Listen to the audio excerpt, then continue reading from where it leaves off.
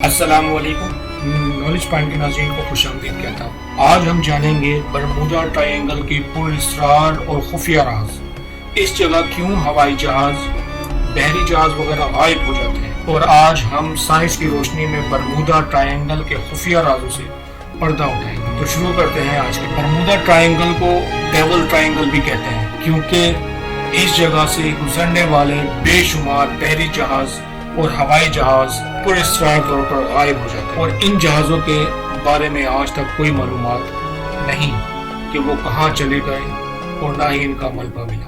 اگر آپ دنیا کے نقشے پر نظر دوڑائیں، شمالی بحر اوقیانوس کا مغربی علاقہ جو کہ برمودا اور پیورٹو ریکو کے باؤنڈریز پر مثلث نما علاقہ ہے، جس کا کل رقبہ 5 لاکھ اسکوائر میل ہے۔ اس کی کوئی ایگزیکٹ مارکنگ نہیں ہے جو کہ پورے علاقے کو بتا سکے۔ 1498 میں برمودا ٹرائی اینگل کی پر اسرار ہونے کا ثبوت سب سے پہلے کرسٹوفر کولمبس نے دیا۔ انہوں نے اپنی کتاب میں لکھا کہ جب وہ اس ایریے میں پہنچے تو اچانک سے موسم میں تبدیلی آ گئی، سمندری لہریں تیزی سے اٹھنے لگی اور ان کا جہاز ان بیلنس ہونے لگا اور ان کے کمپاس نے کام چھوڑ دیا۔ بے شمار ایسے خوفناک اور پر اسرار واقعات اس ایریے میں رونما ہو چکے ہیں۔ 1942 اگست میں امریکہ کے ایک جہاز جو کہ بمبارڈمنٹ کر کے واپس برمودا ٹرائی اینگل کے اوپر سے جا رہا تھا، اچانک ان کا رابطہ ریڈیو اسٹیشن سے ختم ہو جاتا ہے۔ جہاز کا انجن کام کرنا بند کر دیتا ہے، جہاز کا نیویگیشن سسٹم بری طرح ناکام ہو جاتا ہے، اور ایک کامن پرابلم دیکھی جاتی ہے کہ ان کا کمپاس بھی کام کرنا چھوڑ دیتا ہے اور جہاز غائب ہو جاتا ہے۔ 2 دن کے بعد اس جہاز کو تلاش کرنے کے لیے ریسکیو ٹیم بھیجی جاتی ہے۔ ریسکیو ٹیم کے ساتھ بھی یہی واقعہ رونما ہوتا ہے، کیونکہ وہ بھی اسی راستے سے جاتے ہیں جہاں سے وہ جہاز گیا تھا۔ دسمبر 1942 میں ایک اور خوفناک واقعہ رونما ہوتا ہے۔ امریکہ کا ایک جنگی جہاز جو کہ اس علاقے کے اوپر سے گزرتا ہے، اس کے ساتھ بھی وہی واقعہ رونما ہوتا ہے۔ انجن کام کرنا چھوڑ دیتا ہے، ریڈیو اسٹیشن کے ساتھ رابطہ منقطع ہو جاتا ہے اور جہاز غائب ہو جاتا ہے۔ پائلٹ بتاتا ہے کہ میرا کمپاس کام نہیں کر رہا، نیویگیشن نے کام کرنا بند کر دیا ہے، موسم بری طرح سے خراب ہے اور جہاز غائب ہو جاتا ہے۔ اسے ڈھونڈنے کے لیے ریسکیو ٹیم بھیجی جاتی ہے اور ریسکیو ٹیم کا بھی نہیں پتہ چلتا۔ 1970 میں ایک پائلٹ جس کا نام بیوس جرمن تھا، وہ اس ایریے سے لوٹ کر واپس آ گیا۔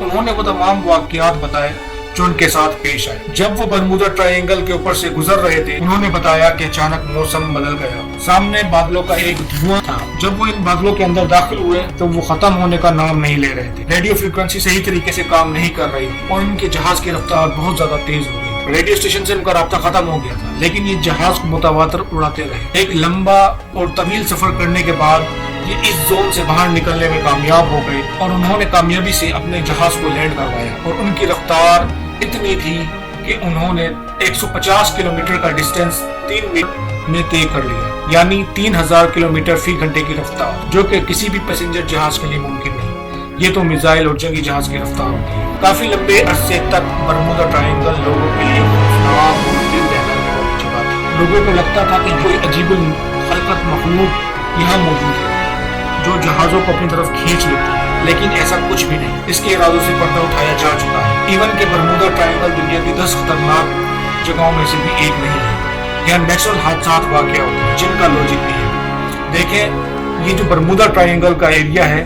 اس ایریا کے نیچے آتش فشاں پہاڑ ہیں جن کو وولکینو کہا جاتا ہے۔ جیسے ہی یہ آتش فشاں پہاڑ لاوا اگلتے ہیں تو زہریلی گیس نکلتی ہے جسے میتھین کہتے ہیں۔ یہ میتھین گیس خارج ہوتی ہے۔